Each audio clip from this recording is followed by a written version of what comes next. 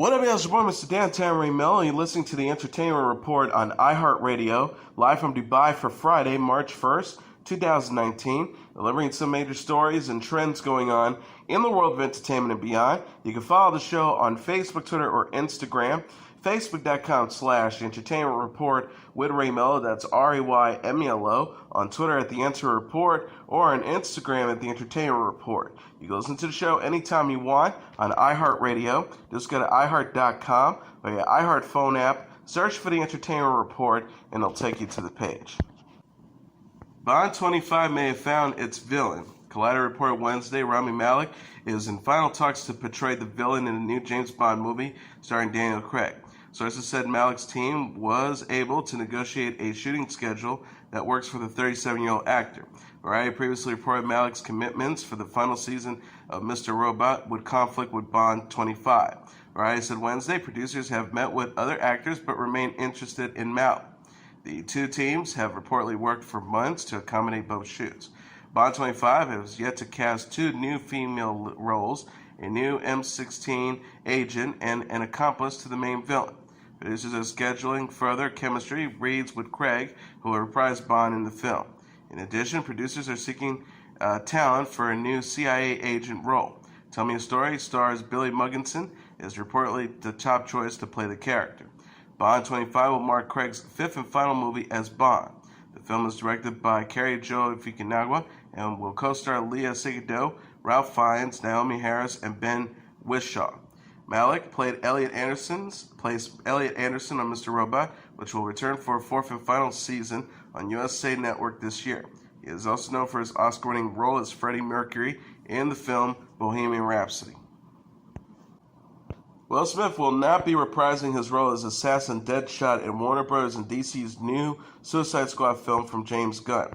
Smith's departure was due to scheduling issues, noted the Hollywood Reporter. The actor never officially signed on to appear in the new film.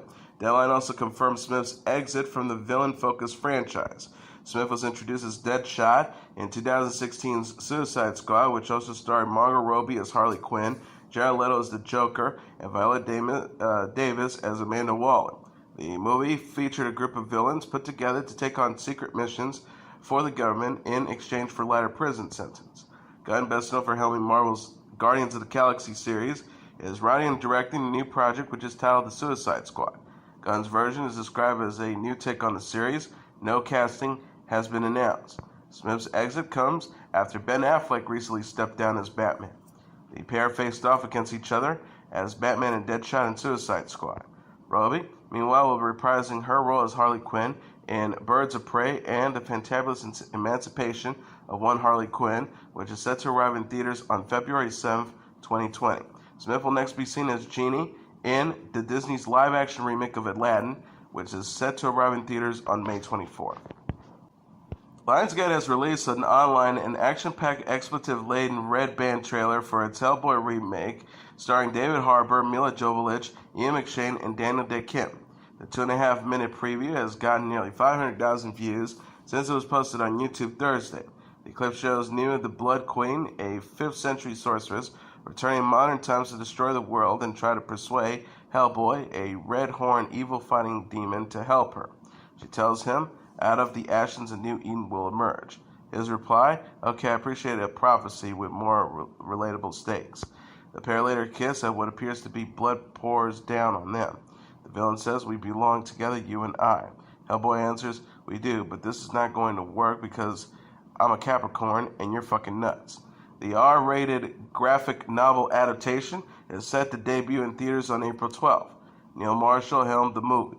Director Guillermo del Toro and actor Ron Perlman previously collaborated on 2004's Hellboy, 2008's Hellboy 2, The Golden Army, which were both rated PG-13.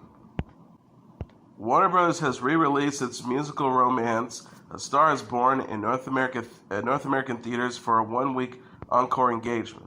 The film will feature 12 minutes of additional footage, including more time with singer-actress Lady Gaga performing Black Eyes, Alibi, and Shallow, which won the Oscar for Best Original Song at the 91st Annual Academy Awards last month. The studio said in the press release, moviegoers will also be treated to the never-before-seen footage of Ali singing to Jack, Is That Alright? in the wedding sequence. Jack in the studio singing Too Far Gone, Jack and Allie writing a new song together entitled Clover, and much more. Bradley Cooper directed the Best Picture nominee and played the drug-addicted artist Jack to Gaga's rising star Allie in the tragic love story. Gaga and Cooper made headlines when they locked eyes and shared a microphone as they performed Shallow live at the Oscars. Gaga, who recently broke up with her fiancé, later shot down rumors that she and Cooper are romantically involved. She said this week on Jimmy Kimmel, "Yes, people saw love, and guess what? That's what we wanted you to see." Mindy Kaling says her movie Late Night opens in theaters in June. The 39-year-old actress shared the theatrical release date for the new Amazon comedy film in an Instagram post Thursday. She wrote, "You hear it first at Late Night Movie in theaters June 7th. Kaling urged fans to see the movie in an accompanying video. She says, "Hi guys, I have some major news. My movie Late Night is going to premiere in theaters June 7th. The last season of Game of Thrones will be done then, so you have no reason not to see it. See you in theaters. Bye." Kaling wrote and produced Late Night, which is directed by Transparent director and producer Nisha Ganatra. The film follows a talk show host, Emma Thompson, who hires a female writer, played by Kaling, to revitalize her program. Late Night co-stars John Lithgow, Hugh Dancy, and Reed Scott. Kaling is known for the television shows The Office and The Mindy Project, recently starred in the movie Ocean's 8 with Sandra Bullock.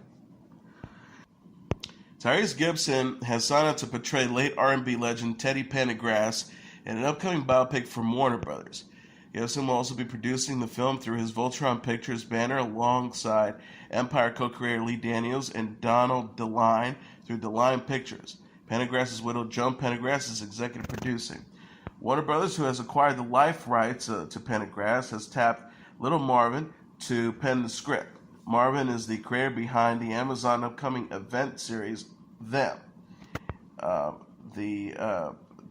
Gibson said in a statement, "I'm honored to take this journey. This is the role that I feel I was born to play." Teddy Pendergrass embraced me, and before he passed, put the responsibility on his shoulders to tell his story. Being here in this time and in this space and moment with Lee Daniels, Donald DeLine, Little Marvin, and Warner Brothers is an answered prayer. Teddy, I just hope we make you, your wife, and family proud. Here we go. Pendergrass started his career as the lead singer of Harold Melvin and the Blue Notes in the 1970s.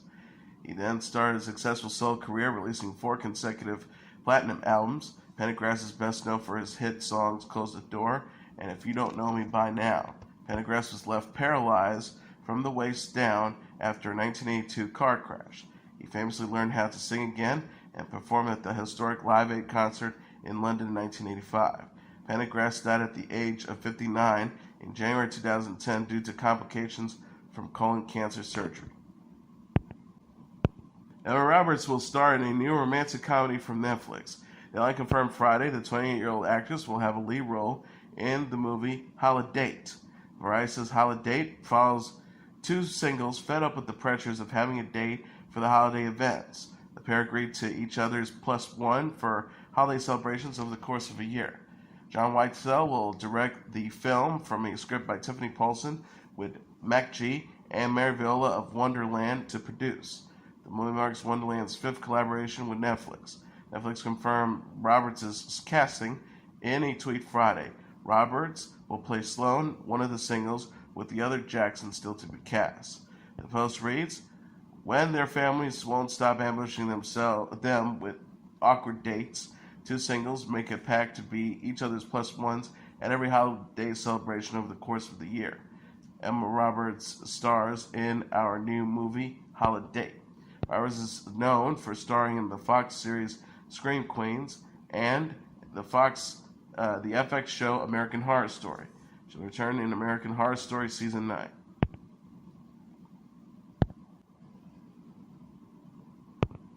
Julia Roberts is reportedly in talks for a new limited series at Amazon. Variety reported the 51-year-old actress may star in and executive produce an adaptation of the Joe Piazza novel Charlotte Walsh Likes to Win. Charlotte Walsh Likes to Win centers on Charlotte, a fictional former Silicon Valley executive who runs for Senate. The story follows the character as she returns to her Pennsylvania hometown to run for office. Deadline says brothers and sisters and the slap creator John Robin Bates will adapt the book.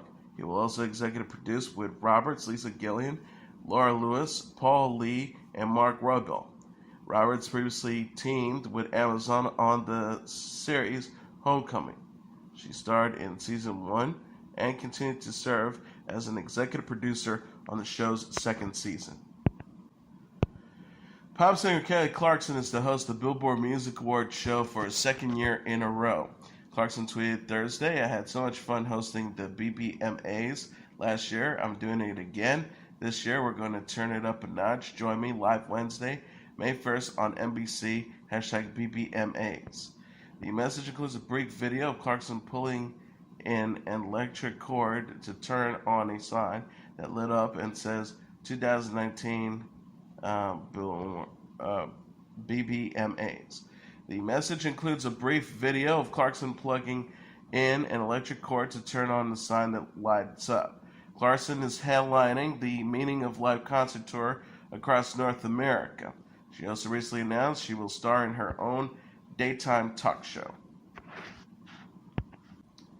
Netflix has announced it's planning a live-action dramedy based on the Anne M. Martin's children's book series, The Babysitter's Club. No casting has been announced yet. Walden Media and Michael DeLuca are executive producing the 10-episode show. Rachel Suckett, his credits include Glow, will serve as the showrunner, while Lucia Elenia from Broad City will direct and executive produce. Martin, who is also a producer on the program, said in a statement Thursday, "I'm amazed that there are so many passionate fans of the Babysitter's Club after all these years, and I'm honored to continue to hear from readers, now grown, who have become writers, editors, teachers, librarians, filmmakers, who say that they've seen a reflection of themselves in the characters of Chrissy and her friends. So I'm very excited about the forthcoming series on Netflix, which I hope inspires a new generation of readers and leaders everywhere." Martin wrote 35 books in the series, which was published between 1986 and 2000. Ghostwriters penned dozens of other installments in the franchise. A film based on a novel was released in 1995. It starred Shyler Fisk and Rachel Lee Cook. Shane West discussed his dream as the villainous Bane on the Batman prequel series Gotham while appearing on Busy Tonight.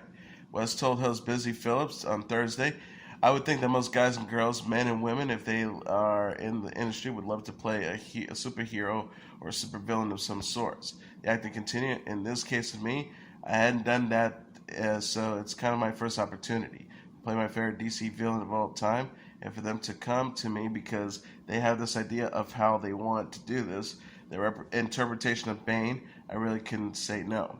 West also talked about how he wanted to make sure that Bane's signature mask fits him perfectly. West says, "One of my biggest pet peeves with superheroes and supervillains as when the cowl or the mask or the costume doesn't seem to fit right," West said. He also added, "For me, I torture myself with the mask. I made sure they suction it in it. And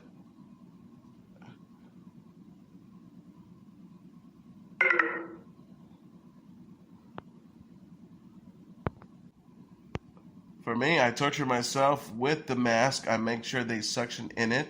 It was very difficult to speak and breathe, but it's Bane. He is a tortured character. You don't want to be comfortable." West appeared as Bane on the 5th and final season of Gotham, which airs Thursdays at 8 p.m. on Fox. Luke Perry is being hospitalized after reportedly having a stroke. As he said Thursday, the 52-year-old actor was rushed to the hospital Wednesday morning after having a massive stroke at his home in Sherman Oaks, California. An LA Fire Department rep confirmed to Us Weekly paramedics responded to Perry's residence at approximately 9:40 a.m. Wednesday after receiving a 911 call about someone having a trouble. The rep did not identify the person who was transported to a local hospital. Entertainment Tonight confirmed the Los Angeles Fire Department responded to the scene. The department rep said, "We received a 911 call." Entertainment Tonight confirmed that the The Los Angeles Fire Department responded to the scene. Perry's health scare happens the same day Fox announced it will revive Beverly Hills 90210 as a new series titled 90210. Perry plays Dylan McKay on the original show, but is not attached to the new project. Perry plays Fred Andrews in the CW series Riverdale. The story co-stars KJ Apa and Lily Reinhardt, Camila Mendez, and Cole Sprouse, and it's in the midst of its third season. Travis Scott strongly denies cheating on his girlfriend Kylie Jenner. The 26-year-old rapper shut down rumors through his rep Thursday to people after canceling his show in Buffalo, New York due to illness. Scott's rep told E! News the rapper strongly denies cheating on Jenner, with whom he welcomes the daughter, Storm, in February 2018. The rep says the reason he stayed home from the show tonight was very much because of illness. Scott rep also told Entertainment Tonight reports about Scott cheating are true. The rep says that Travis Scott vehemently denies he cheated on Kylie. It is not true. He did not cheat. He canceled one show tonight because he is under the weather. TMZ reported Wednesday Scott canceled his concert after having a fight with Jenner. Sources said Scott stayed in Los Angeles after Jenner accused the rapper of cheating. In addition, Jenner was spotted Thursday night without Scott, the 21-year-old passenger.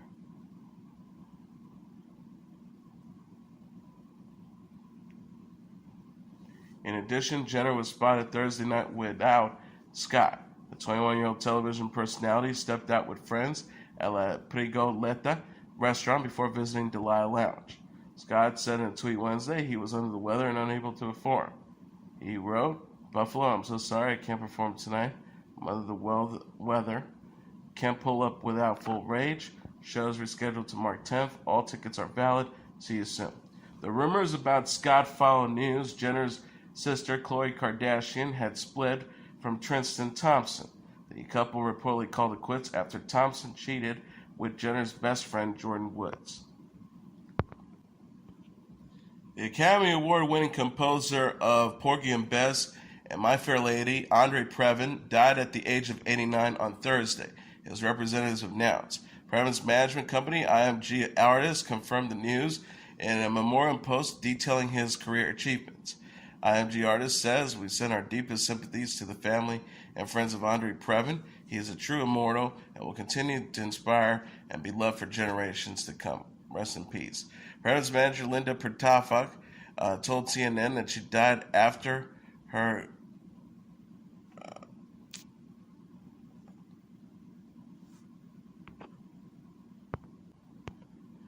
Previn's manager, Linda Pertafak, told CNN that he died in his Manhattan home after a brief bout of illness. Previn was born in Berlin in 1929 before his family moved to the United States, where he was raised in Los Angeles. He became the music director for the Houston Symphony Orchestra in 1967, and a year later earned the role of the principal conductor for the Los Angeles Symphony Orchestra. Throughout his career, Previn also held chief artistic positions with the Los Angeles Philharmonic, the Pittsburgh Symphony Orchestra, and the Royal Philharmonic Orchestra, and in 2009, he was appointed as guest principal conductor of the NHK Symphony Orchestra.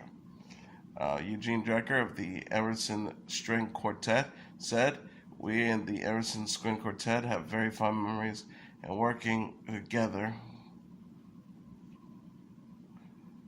His Mozart was transparent, crystalline, and brilliant. His Brahms was dark-hued and powerful, but never outpowering in comparison to the strings. Rehearsing with him was a joy on board, on a musical and on a personal level.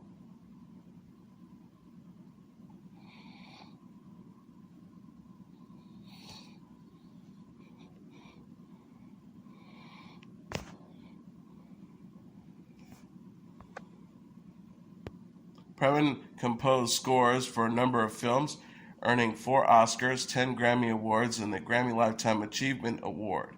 He was also named Honorary Knight, Commander of the Order of the British Empire by Queen Elizabeth II, among other accolades. He was married 5 times, and his third wife, actress Mia Farrow, with whom he had 6 children, remembered Previn on Twitter Thursday. She wrote, "May you see in the morning, beloved friend, may you rest in glorious symphonies." Previn was 89. Katherine Hellman, who played the sassy, no-nonsense matriarch on Who's the Boss, died at her home in Los Angeles, her talent agency announced Friday. She was 89 years old. APA said Hellman died Friday, from complications from Alzheimer's disease. Perhaps best known for her role as Mona Robinson on the ABC sitcom opposite Tony Danza and Judith Light, Hellman got her start acting in the 1970s with guest parts on series like Gunsmoke, The Bob Newhart Show, and The Bionic Woman. Her film roles at the time included Family Plot and Baby Blue Marine. Her first big role came in 1977 as Jessica Tate in Soap, a nighttime parody of typical melodramatic soap operas. Hellman's starring role in the series was opposite the likes of Robert Mandan, Catherine Damon, Billy Crystal, Robert Guillaume, and Robert Urich. She would later go on to appear in episodes of Besson and Love Boat before her role in Who's the Boss, which first aired in 1984. She earned 2 Best Supporting Actress Emmy nominations for the role. Alyssa Milano, who played Hellman's granddaughter in the series, celebrated the actors live by posting clips on Twitter. She wrote, "My beautiful, kind, funny, gracious, compassionate rock, you are an instrumental part of my life. You taught me how to hold my head above the marsh. You taught me to do anything for a laugh. What an example you were. May rest in peace, Catherine." Danza called Hellman a national treasure on Twitter. Hellman was 89. Dan Reynolds says hate for his band Imagine Dragons has added to his long-time depression. The 31-year-old singer spoke out Wednesday on Instagram following criticisms from Slipknot member Corey Taylor and others in the music industry. Reynolds wrote, "For a decade now, I've dealt with critics and other bands saying extremely harsh things about my band. Words filled with full and dry. And hate means to feed humanities. Need to laugh at each other's imperfections and fade."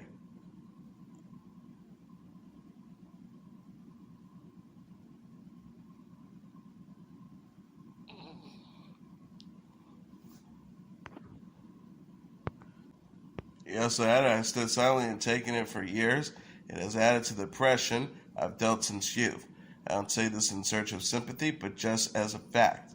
The star explained, "It's not the people that causes me the feeling of stress and depression, but what it does to the world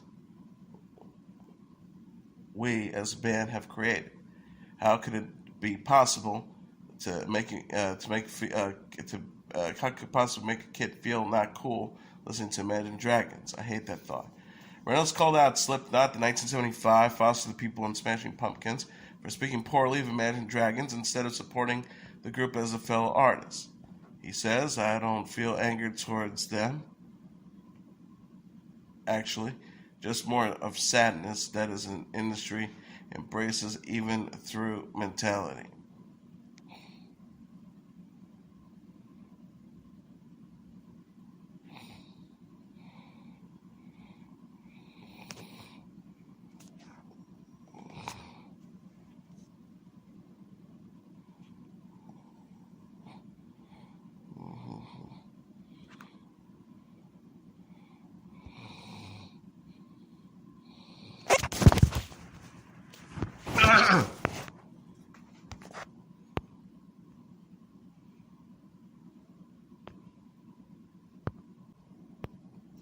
He said, "I don't feel anger towards them, actually, just more of sadness that this industry embraces, Ken celebrates this mentality.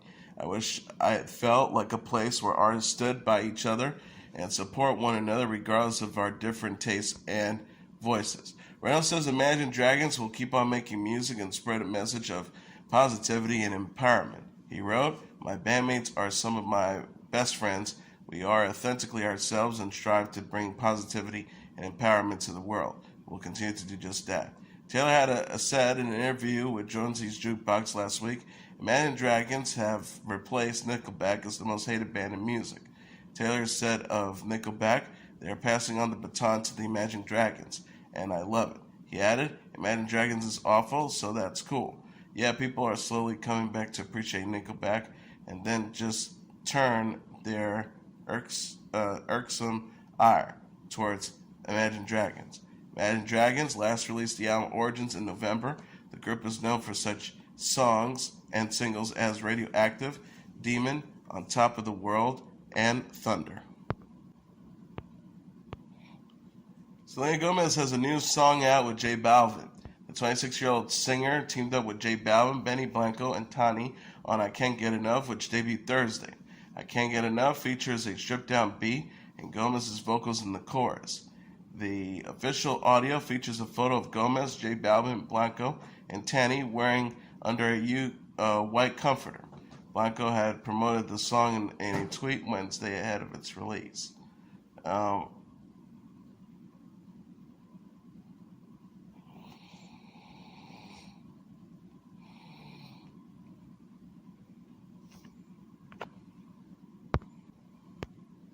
Blanco had promoted the song in a tweet Wednesday ahead of its release.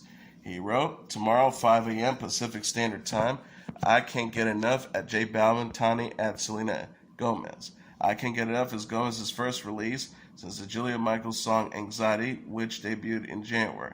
Gomez hasn't released an album since Revival in 2015, but was spotted leaving a studio Tuesday in Los Angeles.